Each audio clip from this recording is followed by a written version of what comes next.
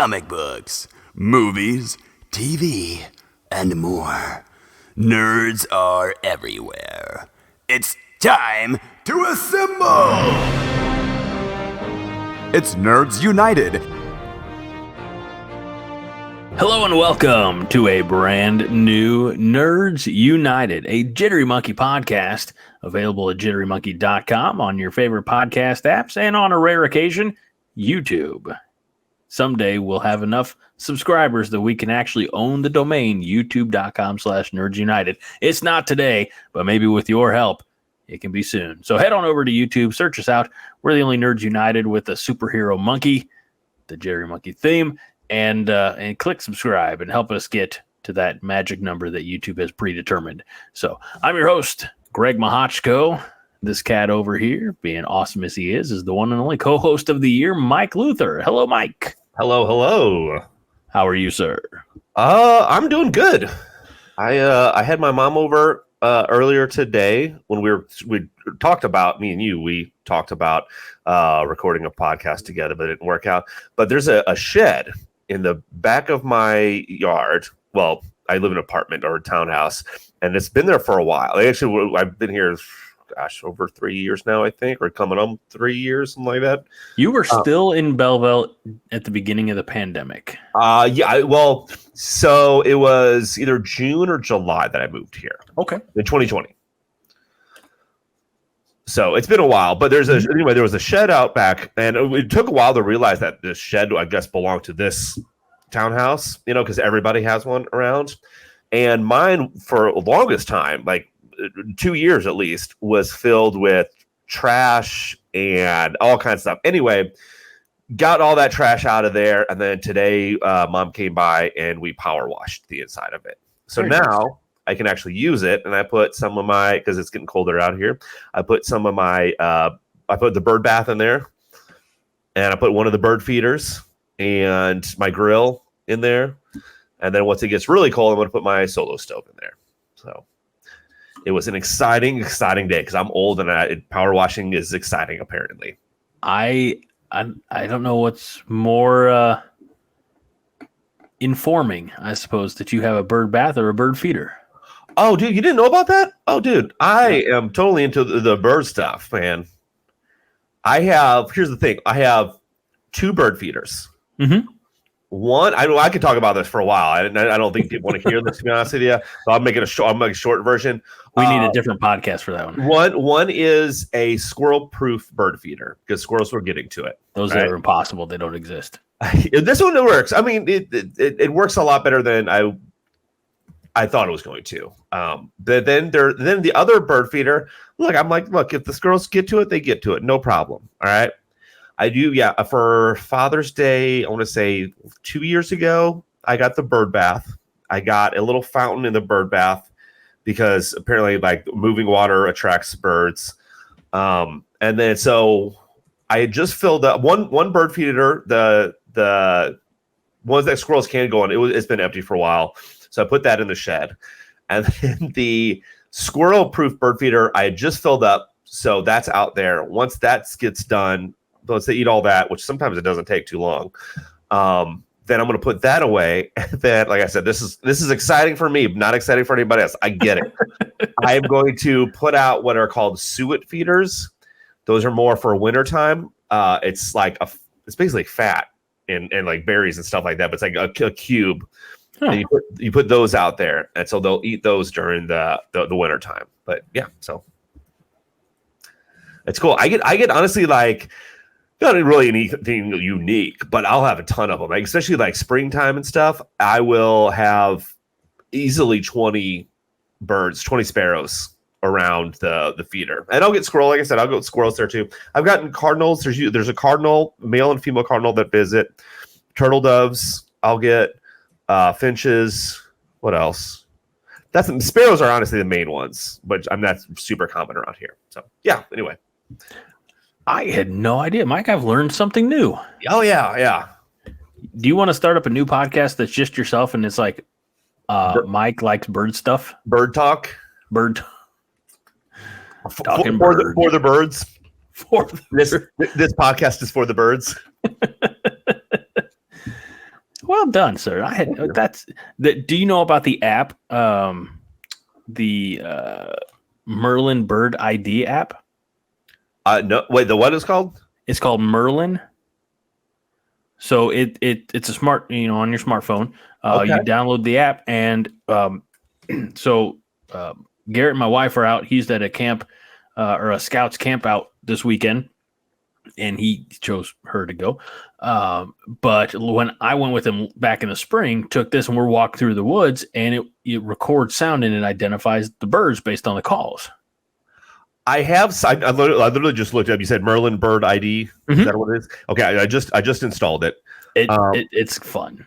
I have something similar. Well, I have two apps, and this one the one you said might be better. I have Picture Bird and I have Bird Net. Okay. Picture Bird is obviously you take a picture of the bird and it analyzes and it gives you what they think it is, and then Bird Net is the trying to record the sounds. But I like if I might try yours. So I can look through here and know the exact day of the camp out because it was May 20th, and I have from that day I have the sparrow. Okay. The house sparrow. I have the red-bellied woodpecker. Ooh, okay. Indigo bunting, and a Louisiana water thrush. Oh, okay. And where was this at? Down in High Ridge, Missouri. Okay. I also have, of course, the cardinal, the robin, song sparrow, European starling. I have a mourning dove. All that I've and a finch, house finch. All that I've collected. I've collected their speech, and now I will master it. Yes. And I will own the birds. One thing I know I'm going to do next spring, which next spring can't come fast enough. Agreed. I'm going to get a hummingbird feeder. Oh, there you go. I'm trying to because I have a tree in my yard, and then I'm trying to hang it from there, and get hummingbirds to come over. We have, I think probably had is the better word now, a hummingbird feeder out back, and never once did we ever see a hummingbird. That's almost kind of what I'm afraid of. But luckily, hummingbird feeders usually aren't too expensive. Like you can get a cheap one from Dollar Tree, really. Yeah, that's where it was from. And I think that's probably what I'm going to do and set it up. And if I don't see anything, there that spring, then I'll just take it down because they do say it takes a while for them to find it if they do. There's hummingbirds in the area, but then once they do, they keep coming back. Like I know when I went to my sister's in Texas, she had 2 hummingbird feeders. Apparently, she's into hummingbirds now, and her husband, my brother-in-law, they had 2 hummingbird feeders in their front porch, and so in the morning sometimes we would just sit out there, and hummingbirds come by and eat and stuff like that. And it was cool. Like I said, we're all old people now. That's what we do for fun. I don't know if I'll ever fully get to it. So here's the thing. I have trees in my yard. I don't want any more trees in my yard. Yeah. Which is unfortunate because trees continue to just sprout up because of birds and seed that falls. Our next house, I'm gonna be very particular with where the location of the trees. Hopefully we have a bigger yard. You've been to the house enough times, right. It's especially in the front, it's a very small, piece of property, and then the trees right there. So, leaves on the gutters and things like that. I look at my parents' house, they don't have any of that because their trees are not right near the house. And that's what I envision. Like, I'm not anti-tree. I'm just, let's be, location. So with that, then maybe I remember way back in the day, I made the homemade bird feeder with the toilet paper roll that you slather with peanut butter, and then you roll it in the bird seed and you put a string on it, you hang it from again, I'm not anti-birds. I just don't know if I'm ever going to embrace that side of growing old. Like the part about growing old and retiring that I'm really looking forward to is like going to the diner and drinking coffee, probably with you. I don't know if you drink coffee. I don't drink coffee, but I'll go. I'm sure they have hot cocoa there. That's fine. And breakfast. Yeah. But also, I would say, let's not pretend you're some young whippersnapper. You don't watch birds, but you fall asleep in a recliner at, 6 or whatever. All right. First of all, it's 9:29 right now. I'm still wide awake. Did you sleep earlier, though? Did you take a nap earlier? I mean, so did I. So I was so while it's me and the twins today and until tomorrow morning, and while they were taking a nap, I was doing a few things. I did some dishes, did some laundry, and I was sitting down. I'm like, I'm going to set this little alarm just so I know when it's time to go get them. And that alarm woke me up at the predetermined time. Okay. So it's a good time. It's a good time, Mike. Oh, yes. Well, 10 minutes in, do you think we should broach a nerdy topic? Let's go for it. I mean, you know what? We always start with comics. I do. And I have been reading and I acquired. Same. I want to hear what you have first. Okay. Well, I know last week I talked about this because I had started it, had not finished it. But the Immortal Thor #2, right? At the end, Loki does appear, and there's a very intense conversation. And in this one, I don't want to give it away, but it's because I don't want to get into it because I'm not going to do it justice. But basically, it's like Loki says, Thor needs help, and Loki comes down. He's like, I'm your brother. Would you trust me? Yeah, of course. And then Loki says, even if I'm your enemy, would you trust me? Little curve there. And Thor thinks about it, and he's like, I don't have any other choice. And then Loki becomes like Mega Loki or something. I don't know. Very interesting twist to the end. So I'm very excited to see where that one goes. But I did start reading today, pre-nap. I did start reading Astro City. Okay. Thoughts so far? Well, I'm 45-ish pages in, and I know that because, God bless them, they have the pages numbered. That's a rarity. But basically, I'm into the second issue, and I'll tell you what. Again, this is from, I think, 90, what are we saying? It was 93, something like that. Maybe 94, 95. Anyway, in the 90s. This seems like so innocent, like, at least so far. There's no the main character here whom you see, he on the cover, which you can't see because I'm not showing it to you. But he doesn't have any, like, he's timing himself. He's like, went across town to do this, and it took a second. Flew to the Philippines to help protect the land from a typhoon or tsunami or something like that.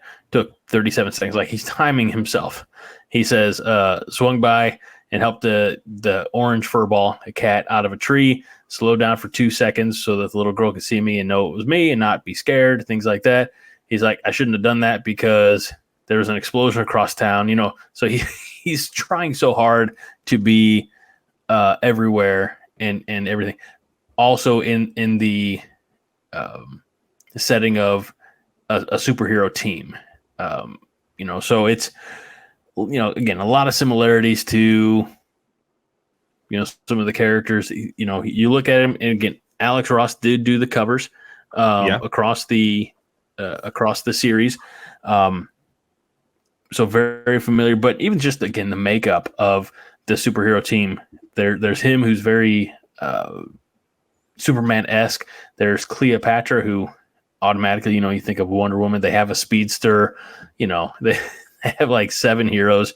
Again, all very formulaic in that regard. But again, there's just just something of an innocence to the story so far. There's maybe it's a sign of the times that, again, this was written almost 30 years ago.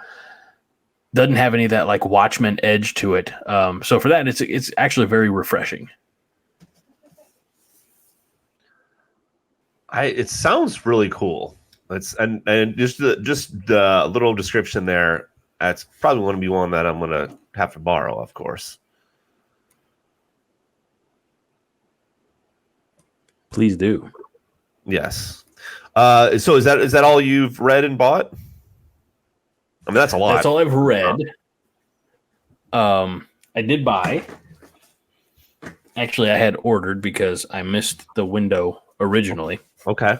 We just had and talked about within the last few weeks Night Terrors Yes. from DC, and kind of joked I only had the Superman tie-ins and thought, I was like, this doesn't seem right. So I went back to the beginning of Night Terrors where they showed obviously the Superman Nightmare, and then they had Batman. So I acquired Batman 1 and 2. Oh, okay, nice. Those are good. 1 and 2. Yep. And I don't think this will surprise anybody. I got Green Lantern 1 and 2. I figured that, yeah. I got them too, though, so it's understandable. The last one that I acquired, though, I told Tim to order it at Twilight Comics, Swansea, Illinois, because I thought it would be really great to see like the nightmares of a child. Of course. I mean, who doesn't want to see that? Well, you know what I mean. So I got Shazam. Yep. 1 and 2, and then come to find out when they arrive, it's Mary Marvel. Yeah. I was like, oh darn. Yep. But still, be interesting to dive into those. Again, they're single issues. I could probably have them read in a day if I had time. Oh yeah, easily. Yeah. So that's all that I have. That's all that I purchased. Perfect. All right. So I'll go over the ones that I read first. I finished Dark Knight's Death Metal, and I enjoyed it more than I thought I would. By Scott Snyder and Greg Capullo. Capullo, sure. Depends, how you want to pronounce it. I like I said, I enjoyed it more than I thought I would. This is Dark Knight's, I don't know, ending, maybe, I guess. It seemed like it. But it made me want to read more about Batman Who Laughs. Now, granted, I don't have any comics that are just Batman Who Laughs, but I like that character. And like I said, it was a really good read. Had Lobo in it as well. I might try to find a Lobo comic, So I like these when I recognize characters, and then it also makes me go like, hey, I wonder what else is out there. And I'm pretty sure there is a comic that just Batman Who Laughs. And also, honestly, it made me kind of want to go back and reread. Is it Dark Knights that you had, the bunch of them? I think so. Yeah, I think so. Yes. Okay. Yeah. Go back and reread that. Okay. So, I mean, I don't have it. I'd have to get it from you, but right, that'll come later. Okay. Then I read. So I also read Nightwing. And I don't know where it's at. It's around here somewhere, so I can't show it. But is Nightwing's Leap into Light. And the reason I picked that one up is because it was like on display at Heroic Adventures, and it was like recommended by one of the people there that she was really good at recommending stuff to me. So I just picked it up. Really enjoyed it so much that I went and purchased a different one. But before I get into that, next one I read is, and I think I talked about this a little bit. Last podcast, I think I'd started reading it, Gideon Falls by Jeff Lemire. Loved it. Yeah. Okay. Loved it so much that, of course, I went to, and picked up Gideon Falls Volume 2. And I finished that tonight. My goodness, look at you. Here's the thing, Greg. I honestly can't wait for you to get it and read it, because I think you're really going to like it. Okay. It's obviously, like, I know you're not, granted, you just got DC Night Terrors, but normally, correct me if I'm wrong, you're not too much into the big two anymore. You kind of like other stuff. I know DC, you kind of like Elseworlds, so this obviously isn't any of the big two. It's a good mystery. It's a quick read, but it's still, it like when I finished Volume 2, it did not end the way I was expecting it to at all. Really? It shocked me in a good way. I went, oh, they're doing this. Okay. And then when I finished it, and I finished it probably about like 8:30 tonight, maybe, I was going to pick up another book, And I was like, no, I just got to process it. It was the same thing when I go, but I would say same thing when I watched Ted Lasso for the first time, but Gideon Falls and Ted Lasso are two completely different entities, right? Like I said, it's a good mystery involving the small town of Gideon Falls. There's a preacher, a sheriff, a guy who looks through trash, his therapist. And I don't even know if this is true, but at one point in time, and I say I don't know if this is true because this is not a spoiler because it might not be true. I thought these stories were happening at different times. I'm like, is that what it is? And I still don't know if that's the case. But there's a mystery of the Black Barn. Like I said, it was one of those. I'm like, this is good. Here's the thing. I got to get volume 3 right now, but I got to wait for a little bit of money to come in first. So luckily I have other stuff to read. Is the 3rd volume out and available? Yes, okay. It is. And I have to look up how many volumes there are. I think I want to say maybe just 3 or 4, but I don't know that for sure. But then the last one I bought, and I haven't picked it up yet. This is one I was going to start reading, and I was just like, nah, nothing's gonna. It's not gonna work right now. I got the 2nd volume to Nightwing, just called Get Grayson. So. I do feel like that would be quite the tonal shift from yeah. So Gideon Falls, 27 issues. Let's see if there's an amount, like a number of volumes.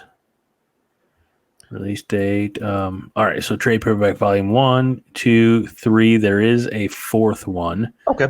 And okay, technically there's a 5th one. And Gideon Falls issue 27 titled The End. So that's probably where it's going to end. It looks like that is in its own trade paperback publication. Okay. Well, like I said, it's good. Like I said, it's a quick read, but it's not. It pulls you in for sure. You know.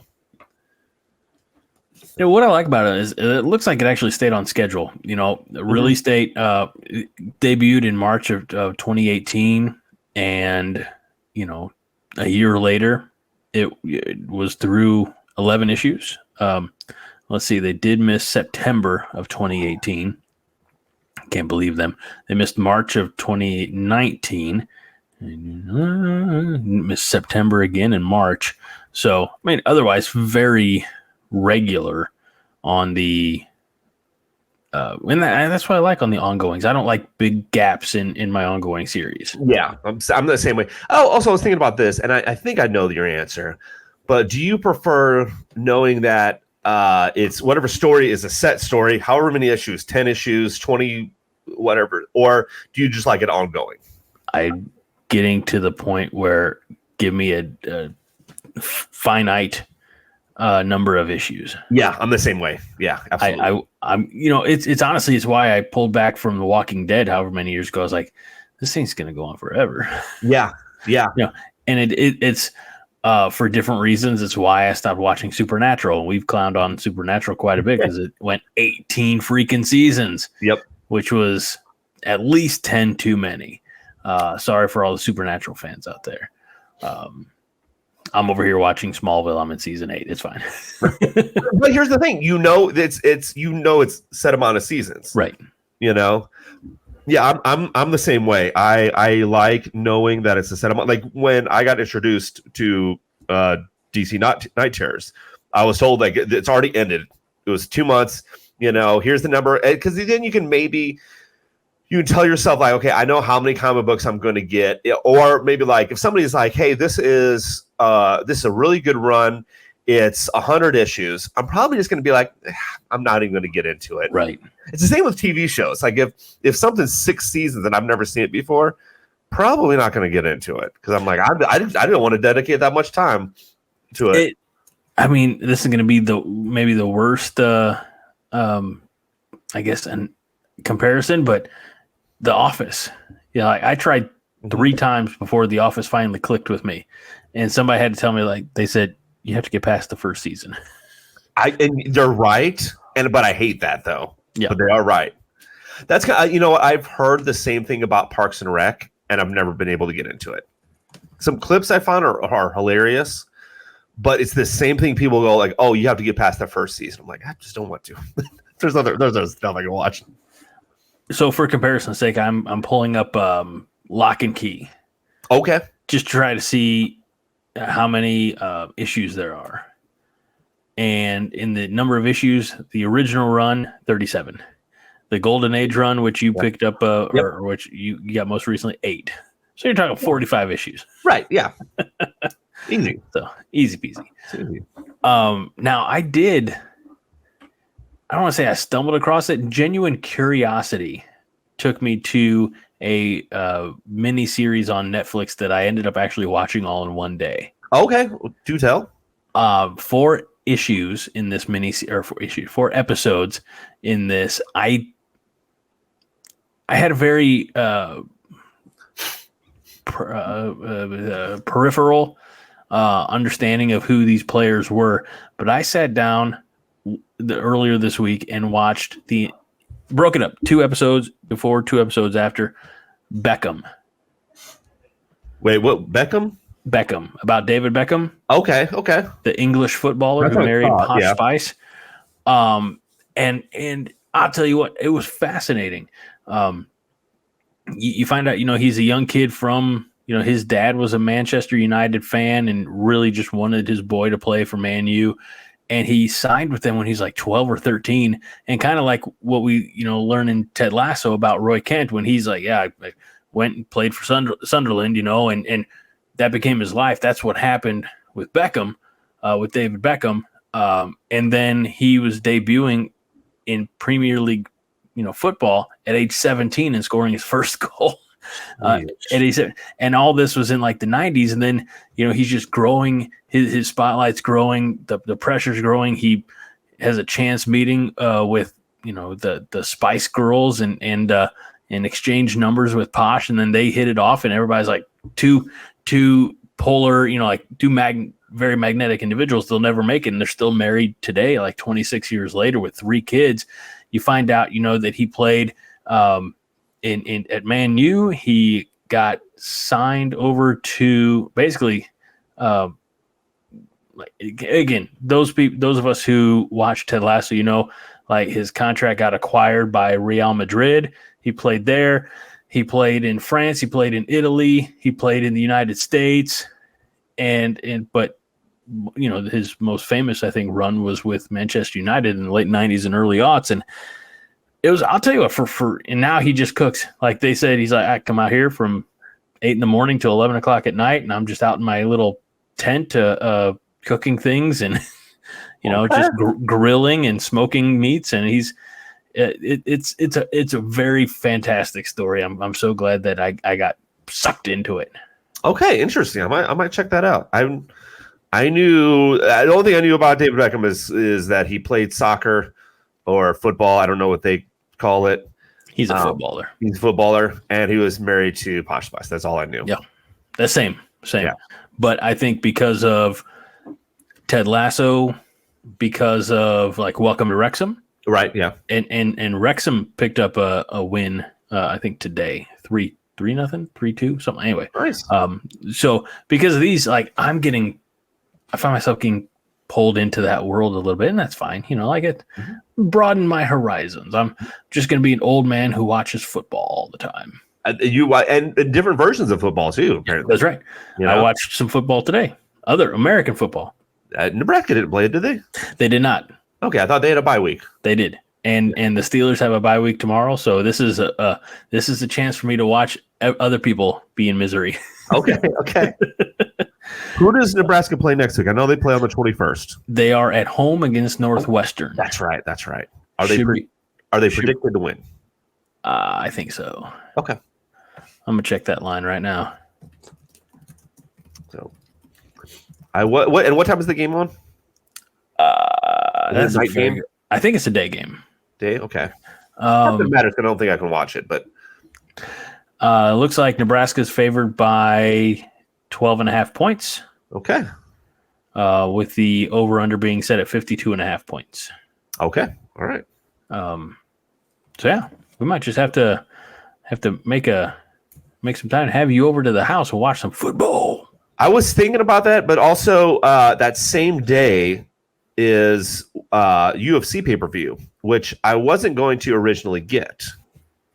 And then they changed the main event. I saw the card changed and you perked up. And I went, oh, now I like it. Now it's interesting. It was yeah, good. What time do your UFC pay-per-views begin? 9. Oh, this is a 2:30 kickoff. Oh, okay. Well, we might be able to do something. We'll have to I feel like we have something going on. Oh, I have something going on the 21st, but that's in the morning. Should not affect kickoff, which is good. All right, Greg. Oh, you know what? Just realized that Invisible season 2 comes out. Invincible, sorry. Like John Cena's got a show. John Cena, he might be in Invincible. Who knows? You never know. He's everywhere. Yeah, but I saw the trailer and I saw you had put the trailer out, and then I think we both realized that I didn't realize it had come up to November 3rd. Like it's quickly coming. I think that as soon as I saw them flash the date on, it's like that's a very late trailer. yeah. But I enjoyed the trailer, man, and I'm gonna watch it, of course. I did too. So full disclosure, I'm not caught up on Gen V. I'm not caught up on Loki season 2, but I the timing I think is pretty fluid, right? Like, is there going to be any overlap between Gen V and Invincible, or will Gen V have wrapped up by then? Probably had wrapped up by then. My guess is, or getting close, but. Even if there is overlap, it's okay. You can watch more than one show on a streaming service, but not at the same time, Mike. Not at the same time. No, but you could like watch a Gen V episode, right? And then you click over and you watch an Invincible episode. Does anybody do that? Is that how TV works? Yes, they click over. I will definitely attempt. No, if there's overlap, I'm sure I'll find a way to cover both. Yeah, I won't spoil anything about Gen V, but it's good. I might after we're done recording here, I might go watch it. You should get the kids to watch it with you. You know? No.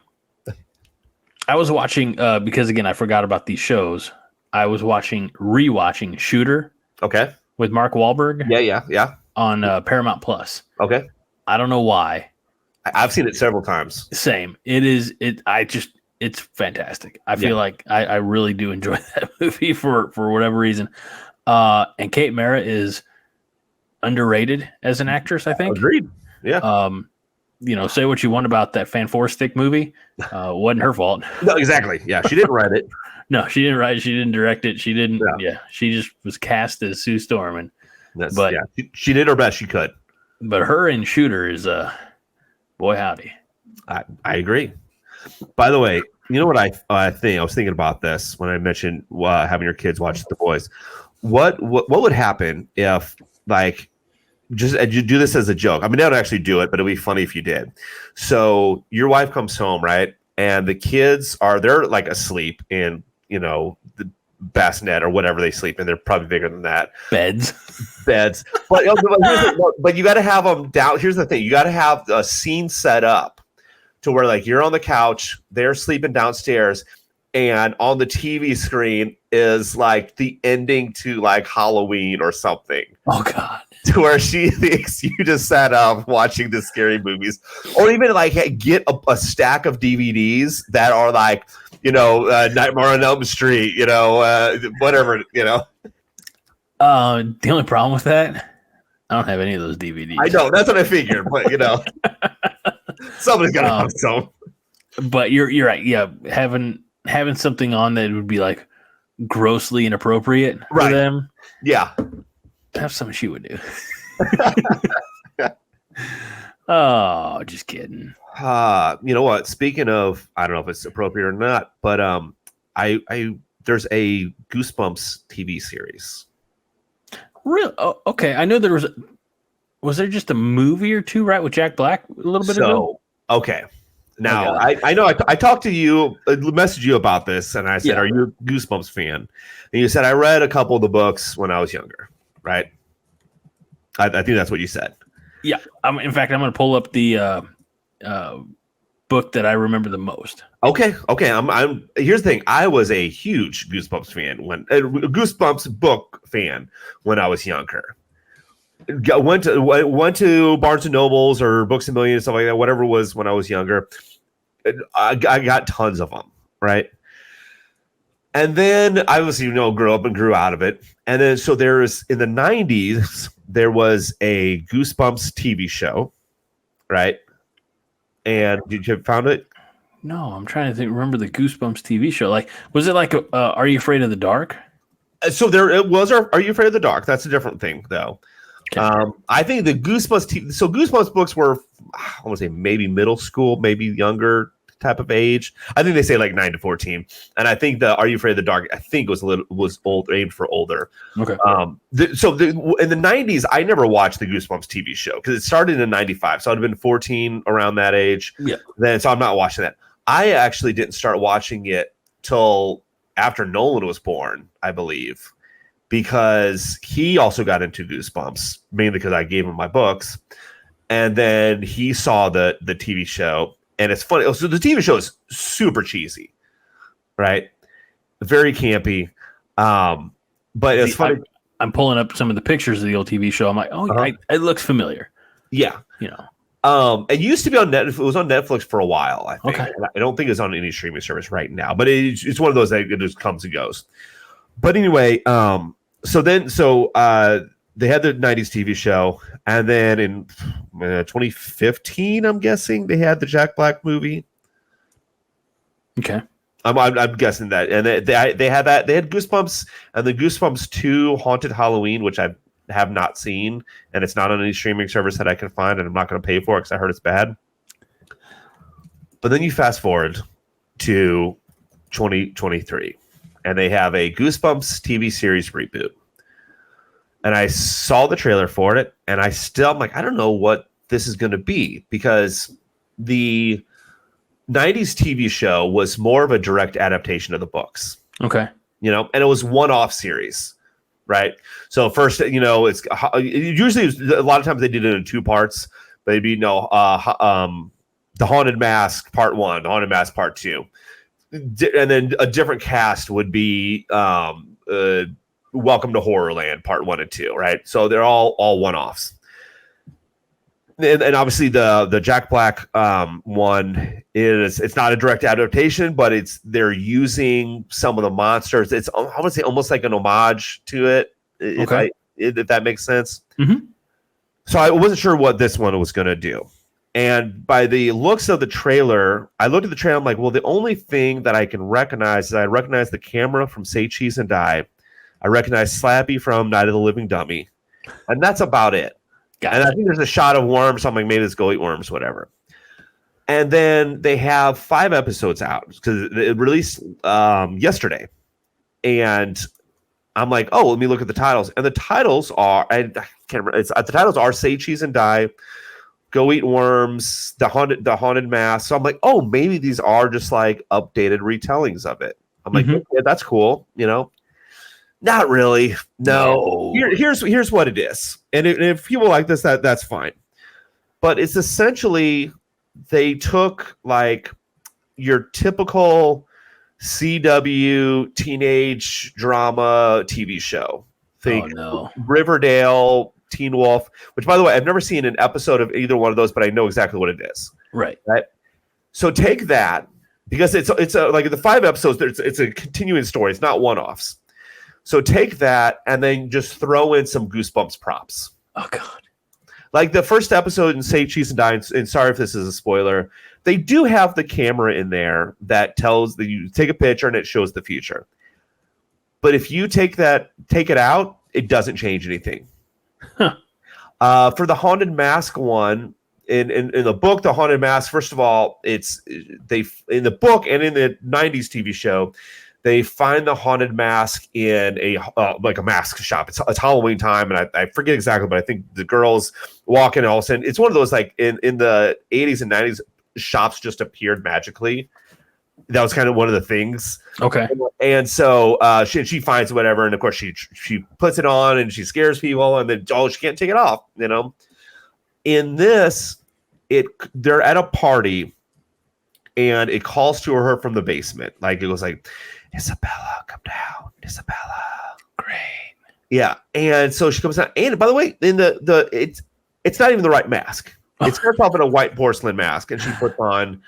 And then she, I guess, gets superpowers from it because she's super strong. Anyway, I'm on like the 4th episode now, I think, and I'm gonna finish it because I have to now. I started it, but it's just like Here's the thing: I don't know who they made this for. Yeah, because people my age who like I said grew up reading Goosebumps. I grew up on that. It's watching a teenage drama, when they're 25-year-old teenagers in high school, is strange. And I don't know if the people I guess technically Nolan kind of grew up on Goosebumps, but I don't know if I think he was into it for a while, but he's not watching the show. So I just don't know who it's for. But I'm going to finish it. And Justin Long's in it. I heard he's the bright spot. Sure. Yeah. Here's the thing about Justin Long. It's strange for me because sometimes I don't realize how old I am until I see other people that are around my age. And I go, man, Justin Long used to play like the teenager in these movies. And now he's playing like the old dad. And I'm like, oh, wait, I'm also that. Yeah, I remember. Yeah, I think my first Justin Long, outside of I actually probably watched Accepted before Galaxy Quest. Oh yeah, oh absolutely. So I don't know. I think Galaxy Quest may have come out before, but yeah. So I rewatched Accepted not terribly long ago, and I realized I'm at the age where I've become the old crusty people up the hill. Like, keep that noise down. Right. Yeah. Where you understand it more. Yeah. Yeah. All right. So I found the Goosebumps that I remember the most. Okay. Well, tell me if you remember. Okay. Bum, bum, bum. Attack of the Mutant. Interestingly enough, no. Well, let me tell you a little bit. Not as much as I should, at least. Let me tell you a little bit about Attack of the Mutant. Skipper Matthews has an awesome comic book collection. You can see why this one rang home with me. His favorite one is called The Masked Mutant. It's about an evil supervillain who's out to rule the universe. Skipper can't get enough of the mutant until one day he gets lost in a strange part of town and finds a building that looks exactly like the mutant secret headquarters. A building that appears and disappears. Has Skipper read one too many comic books? Or does the masked mutant really live in Riverview Falls? I'll tell you what. I don't think Attack of the Mutant would be on anybody's top 5 Goosebumps. Sorry. No, I'm not saying it's bad. I'm just saying it's not one of the classics. But I could see why comic books. I see what you got. I'll tell you what. Apparently, it was good enough to make that show back in the 90s. Oh yeah. It didn't take much. That, like I said, what's funny is I'm saying the last couple of years, me and Nolan watched a couple of them. And he was telling me, he's like, man, he goes, I swear they must have changed it because when I was little, when I was watching this, I thought, man, these shows are really good. He goes, now watch it. It's just wait until you tell him, Nolan, back when I was, well, not your age, but back when I was in middle school, when this show was popular, you get a full size candy bar for 50 cents. I wish that was still true. Yeah. Like a full size one's like $1.59. You might as well spend the extra 30 cents to get the king size. Yeah, exactly. Yeah. So with the whole Goosebumps thing, and I was kind of thinking about this, and I told you before, it's Halloween time, fall it time. Is? It is, it's October, Halloween-ish. It's Halloween season. I'm gonna interrupt you there, and I apologize for it. If it's Halloween time, Mike, then why am I able to acquire Reese's Christmas tree? But those are Halloween trees. No. They're trees. There's a present in the back, not a pumpkin. But what's in the present? Could it be a pumpkin? We don't know. We don't know, right? Do I need to go get the rest of them out of the fridge to prove my point? Yes. You need to go get the rest of them out of the fridge and eat them. On camera? That's the only way to prove your point. I did eat. I ate this one on the 5 Heart live stream a couple nights ago. So there, a couple nights ago, and it's still there. The wrapper. And the wrapper's still there. I was lazy. Tisk. No, I'm just kidding. I thought we have trash around here too. I feel worse. Yeah. No. So here's the thing. I make this short. Sorry. I want to find some Halloween movies that aren't too scary. Okay. And I realized a lot of the movies that I assume are Halloween movies, I guess technically are, but it's not. They don't take place at Halloween. Like Goosebumps, for example, the Jack Black Goosebumps. That's a Halloween movie, right? Doesn't take place at Halloween. Doesn't have anything to do with Halloween. I think the only scary movie that takes place that is technically a Halloween movie is Halloween, right? I don't know. Yes, I know Halloween takes place at Halloween. That is true. Is it the only one? I don't know because I don't watch scary movies. I watch not so scary movies like Goosebumps, right?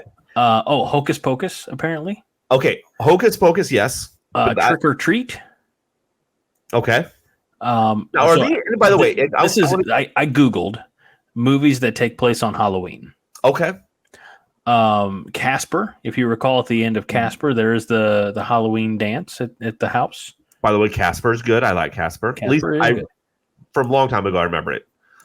I'm going to watch it again, though.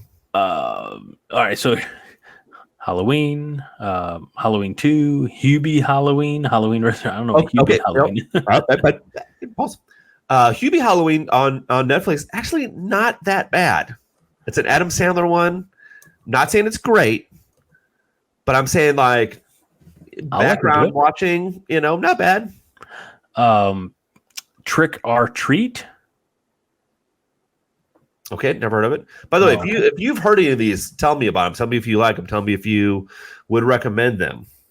And Halloween H2O. Now, I've seen several of these movies because we have children. Like Hotel Transylvania doesn't take place on Halloween. No. I have no reason to believe that Sleepy Hollow takes place on Halloween. Yeah. But speaking of Hotel Transylvania, Hotel Transylvania 2, I believe, takes place in Halloween. It takes place at Dennis's birthday. Okay. I don't know if there's... I thought there was one that took place in Halloween. Regardless, I like Hotel Transylvania. Okay. That's a fun little franchise. Yeah. Oddly enough, the last one that came out, Hotel Transylvania Transformation or whatever, where Johnny becomes a monster and everybody else becomes humans, doesn't include Adam Sandler doing the voice as Dracula. That's probably why I haven't watched it. Now it says Donnie Darko is a Halloween movie. I don't remember that one enough.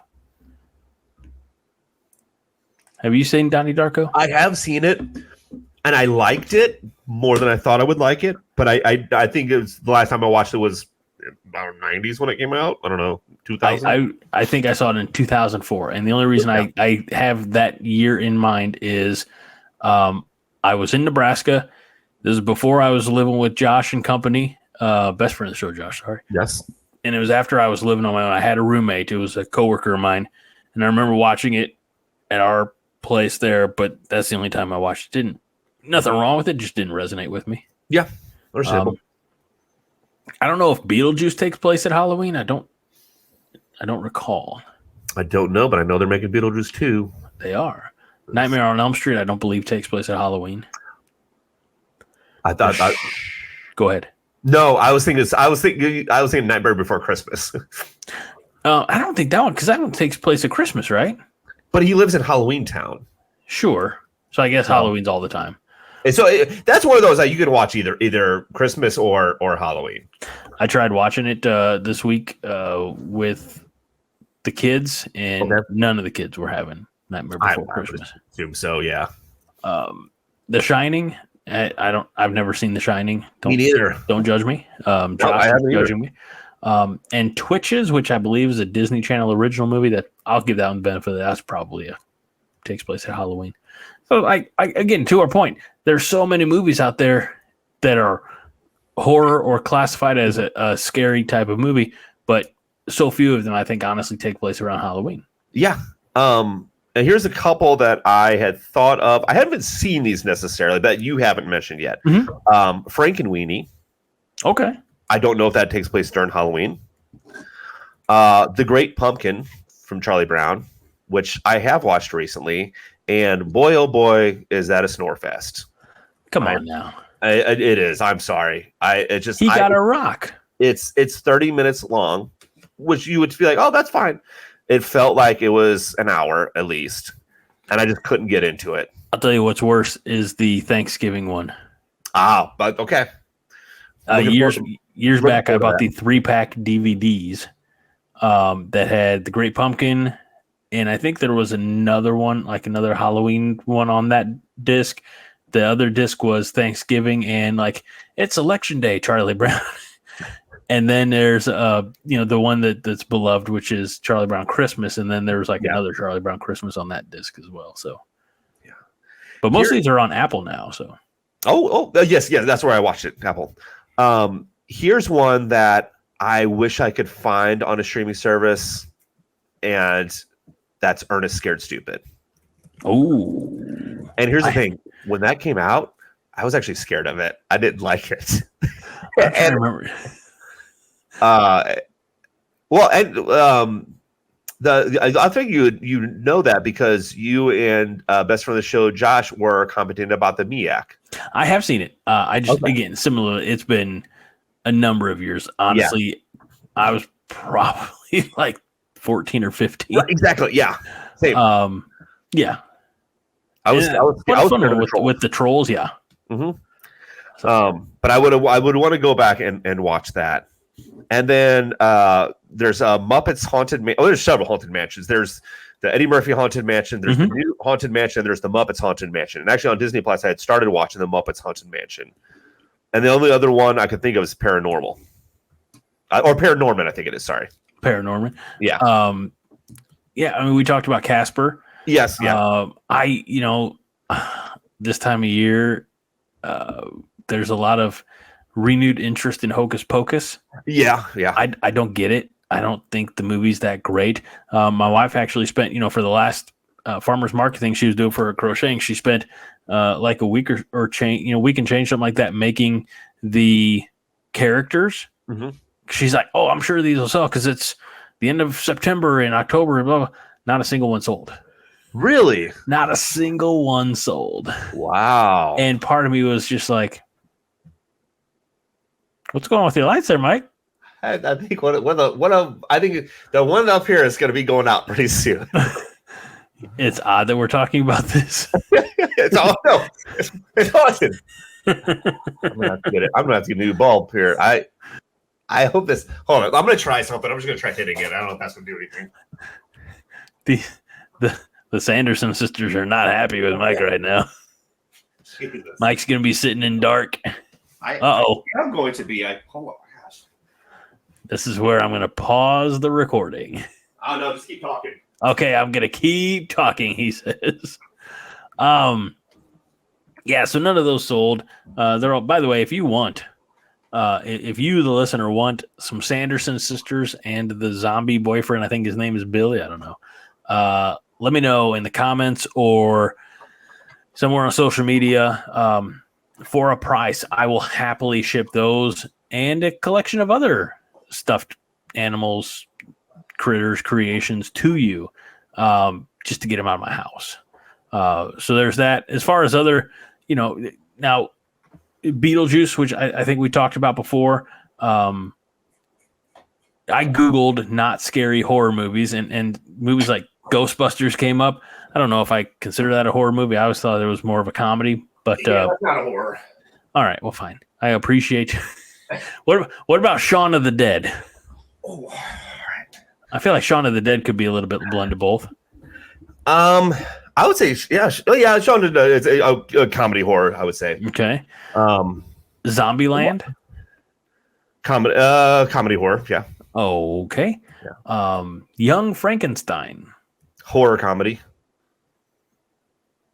What about any of those old Universal monster movies?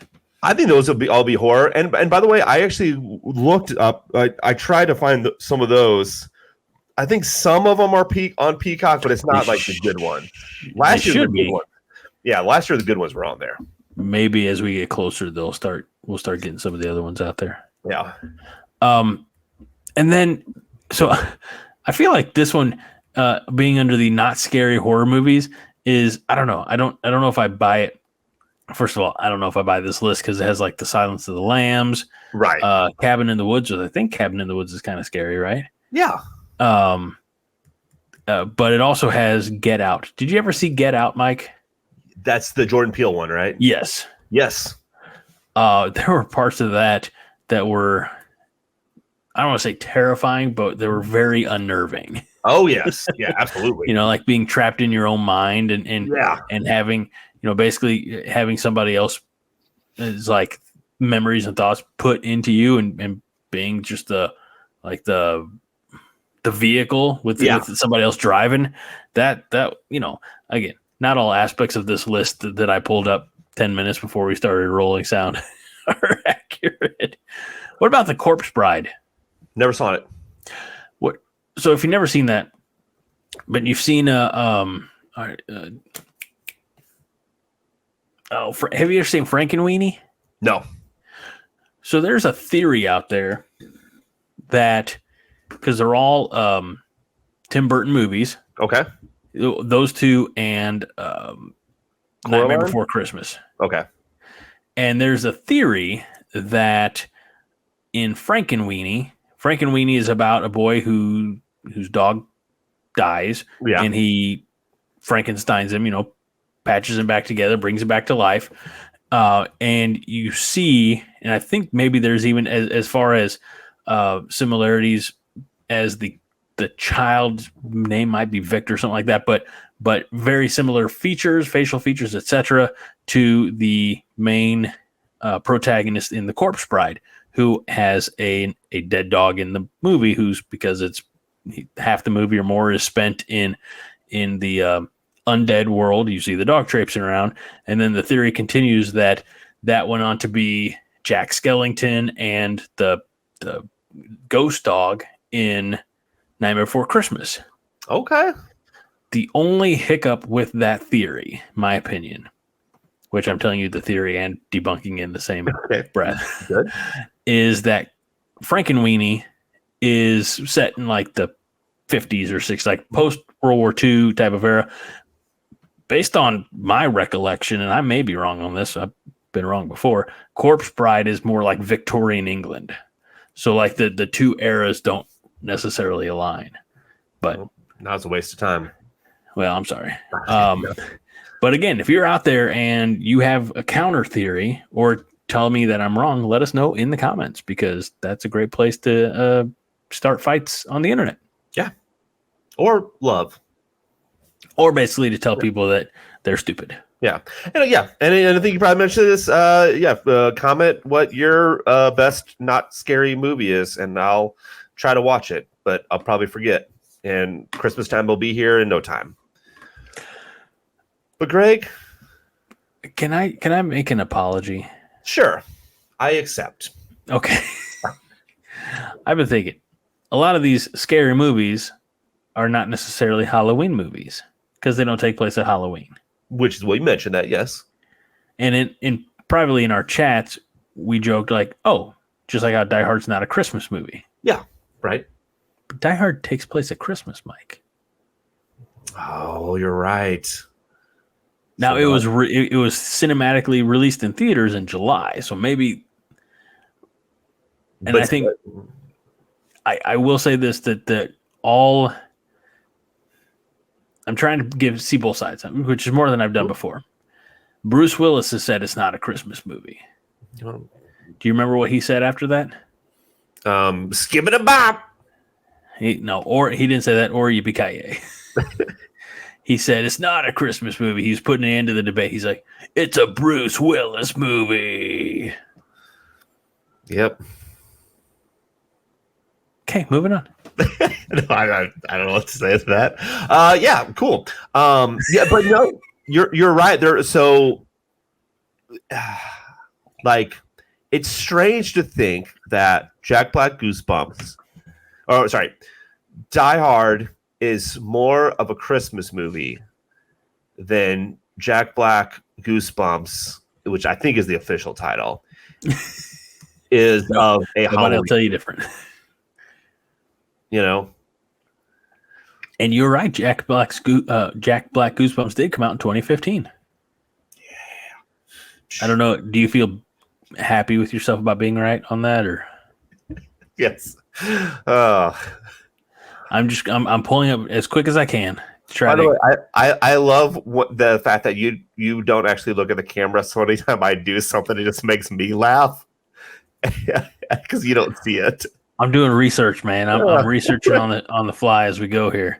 Oh, it's all good.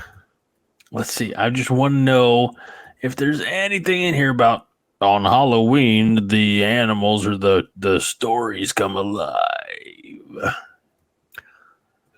You know, speaking of Christmas, you know what we're gonna do for Christmas? We're not going to we're not going to do a Christmas movie tournament because look, it's just going to be the same one over again. But what I've figured out, we might do something like Christmas foods or Christmas candies or something. Ooh. Not sure what. I think I've got an early favorite here. Oh, that yeah. Reese's Trees. I'm thinking one that might be up near the top is the Little Debbie's Christmas trees. Oh, like the zebra cakes, except they're trees. Yes. Yeah, those are good. Yeah. So we might have to put maybe just 10 of them together or something. I don't know, 8, whatever, 16. That'd be fun. Yeah. And then we'll eat them all, and then we'll get fatter. Yes. Or no. That's my favorite part. Yeah. So, Mike, while we're talking Halloween, how about we talk about some Halloween costumes? Okay. I thought I was like, are you going to talk about Halloween? Because the way you said costumes, you would like it was cat at first. And I thought you were going to be candy. I was like, we just talked about Halloween candy. All right. All right, you got you. All right. Grab my phone. Ugh. I've got a list of 5 that I've realized I've spelled one of them wrong, but it's okay because nobody's gonna know.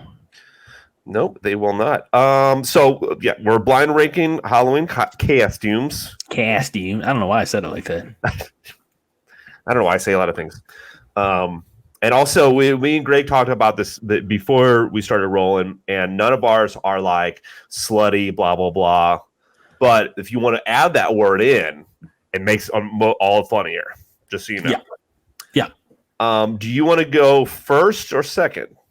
I will let you present yours to me first. So I'm going to say mine first. I don't like how I phrased that. Yeah, you start. Okay. So you're gonna be doing the numbers. Yeah, you will give it to me, and I will write. Never mind. Okay, I'll give it to you. Be careful. Be safe. All right, ready? 1 through 5. Ghostbusters. Oh, that's comical, and we'll know why. 2. A pirate. 3. Okay. A skeleton. 5. Mickey Mouse. 4. Okay, this has got to be your one. It's not too bad. Beast from Beauty and the Beast. Been called worse. Okay. And so you chose in order Slutty Beast from Beauty and the Beast, Slutty Ghostbusters, a Slutty Pirate, Slutty Mickey Mouse, and a Slutty Skeleton. I don't even know how you make a skeleton slutty. Add holes somewhere. I don't know. Add a thong. Yeah. Put him in some go-go boots. All right. Are you ready? I am ready. Are you? Yeah. Here. Are you gonna mark them down, or should I? Oh no, I'll keep track of them on my end. Okay. Oh, I got right. it anyway. Yeah. I'm going to. I'm just gonna read them down. Yep. Okay. The first one I'll give you is the Stay Puft Marshmallow Man. Oh, okay. I'm fat. That would work. I'll give it a 2. You know what? which that's what I was last year for Halloween, and it was inflatable and it was uncomfortable. Okay. Evel Knievel. I'm gonna go 5. Oh, damn you! Not you. You're fine. Okay. By the way, is Knievel what you spelled wrong? No, evil. Oh, I think. Okay. I spelled Knievel wrong, I'm sure. Don't you worry about that. My notes app is being screwy, so I apologize. It's quite all You right. said 5. Okay. Yep. All right. Jason Voorhees. Jason Voorhees as an easy costume. I want to go 1, but I'm gonna go 3 for it. I like how you put like, what's the ease? And I just like, I don't know. How about just a good old ghost? Ghost. Oh, I'm gonna regret this, but I'm gonna put it at 4. And I, by ghost, I mean like the old sheet with 2 holes. Yeah, of course. All right. Last but not least, and I only say this because this is what I was as a young child. Okay. Maybe when I was 4. G.I. Joe. Well, that's definitely number 1. I'm glad that's number 1. Absolutely. I'll have to see if my mom still has a picture. Maybe it's around here somewhere. But in the 80s, kids, you could go around on Halloween night with a fake noise-making gun. And, like it was one of those, it lit up, so you could tell it clearly wasn't a real gun, but in camo and a little camo hat, and you go collect candy. Ding dong, trick or treat. That's what it is. Before we get out of here, speaking of Halloween costumes, what was growing up? What was your either favorite or best, whatever you want to think of it, Halloween costume you had? Was it the G.I. Joe? Might have been G.I. Joe. At one point, I was a ninja. Okay, nice. And my last year trick-or-treating when I was 15, might have been a little late. Yeah, very late, yes. But I'll tell you off air, went to a acquaintance of mine, friend of yours, and ding-donged on her porch. But got to remember it was the mid to late 90s, and I didn't have a costume, but I had a pillowcase and a hooded sweatshirt, and me and my buddy Joe went around as the Unabombers. Wow. Okay. All right. And we got candy, and that's all. Maybe it was 14. I don't know. I feel like 15 we went to a party. It was 14. 14. Okay. I mean, even 14 is a little bit too old. I think 13 is the cutoff. Well, nobody told us in New Baden. So. Yeah. Different rules in New Baden. I guess so. Go around trick or treat this year if I want to. How about you? So the one that I probably got the most compliments on that I remember is I want to say 6th grade, maybe 5th grade. I can't remember, but I went as Uncle Fester. Oh, nice. You shaved your head and everything. Nope. I had a bald cap. Oh, nice. My mom put, the white powder, whatever. But here's the thing with it. I also, technically I was Uncle Fester and Thing because the thing was the hand. And they had a box that my hand would go through, and they put cushions around it and stuff like that. And then so like I could just we had, I don't know if they did in New Baden, but they had Halloween parades. Like kids at school would get dressed up and they would walk around. And I remember, so I had to have it closed, and then I could put my hand up, and wave and stuff like that. And people really liked that. So that was, like I said, that was one I probably got the most compliments on. I think my least favorite, Jerry Seinfeld has a bit about this. What is Jerry Seinfeld? Huh? My least favorite costume was Jerry Seinfeld. No, my least favorite was maybe 3, and so again 85, something like that, and had to go around as Oscar the Grouch.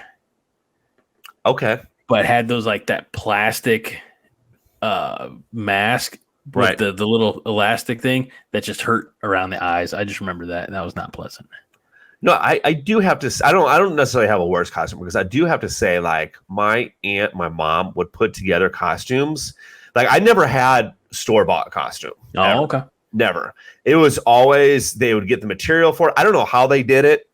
They would find designs. They would just think sometimes it wouldn't even be a design they found, but maybe the pants were a design they found, and then they put felt together. I don't even know how they do it, but I always had fairly good Halloween costumes. I remember Pirate was one of them. Prisoner was one. Uncle Fester, and I'm forgetting the rest of them. To be honest with you, That's pretty stellar. yeah, but yeah, that was cool. That was cool. So This year, the kids are going. Garrett is going to be a dragon, okay, nice. complete with the wings that he won't like just leave in the bag until it's Halloween. Okay, Rob's going to go as Spider-Man, smart. and Matt is going as Elmo. Okay, so there's no theme. It's just Oh no! Last year we did the theme, right. Yeah, and well, Ashley, the twins, and I did a theme, and Garrett was Pikachu. So that's right. That's right. I remember that. like, there's zero theme. Yeah. Okay. And Garrett, one of his classmates, has a big Halloween party at the end of the month. And unlike last year when I was walking around as a giant inflatable Stay Puft Marshmallow, Yeah. I'm not going as anything this year. I'm showing up. Is Ashley dressing up? Not to my knowledge. Okay. That could change the day of Halloween. Who knows? So that seems to be how things work around here. So I was like, we've got a knight costume in there from when Garrett and I went as knights a couple years ago, Right. And she's got a princess. So like we could theme out a little bit. Yeah.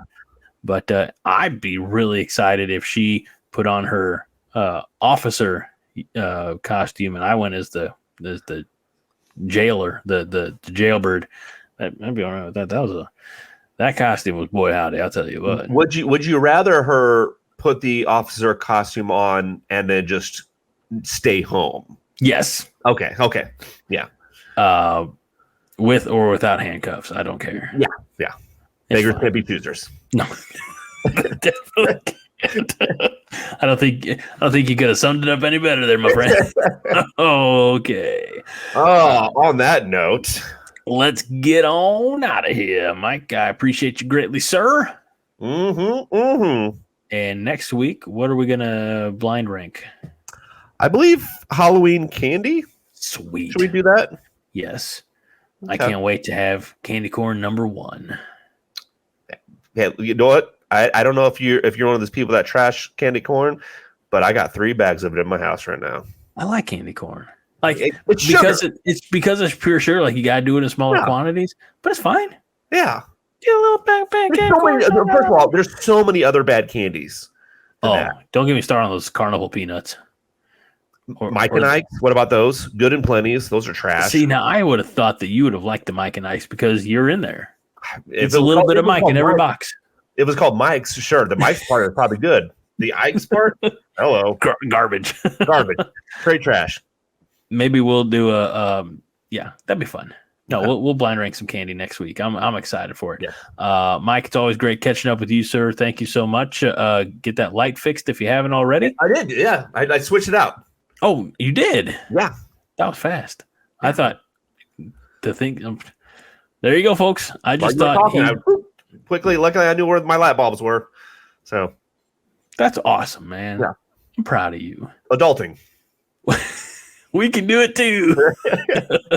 All right. For the co-host of the year, Mike Luther, I'm Greg Mahochko. This is Nerds United, and we remind you each and every week to be kind and rewind.